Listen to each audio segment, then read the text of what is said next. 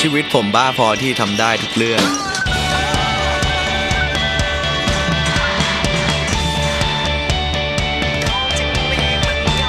แต่บางเรื่องที่ง่ายผมกลับไม่เคยกล้าเราแสดงความรักกับใครก็ได้แต่ไม่ใช่กับครอบครัวของเราบางทีอยากกอดอยากหอมแก้มแต่แค่จับมือก็เก่งแล้ว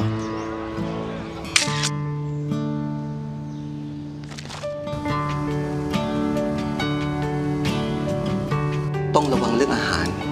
แล้วก็อย่ากินแป้งเยอะนะครับแต่เราก็มีวิธีแสดงความรักในแบบของเราตั้งใจเรียนนะต้นครับผมตามดูแลแม่ด้วยต้องเป็นห่วงพี่ต้นเอาละครับแม่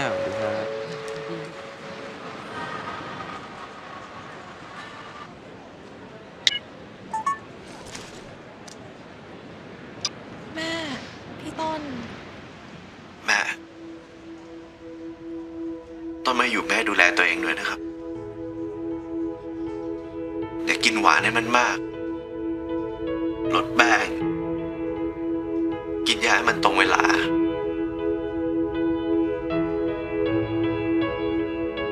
ก่อนนอนก็ห่มผ้าใส่รองเท้าอุ่นๆ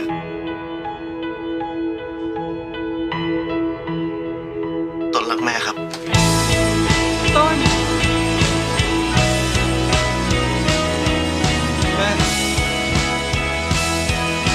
ที่สุดของเทคโนโลยีคือการเชื่อมความรู้สึกถึงการอย่างราบรื่น D-Tech 3G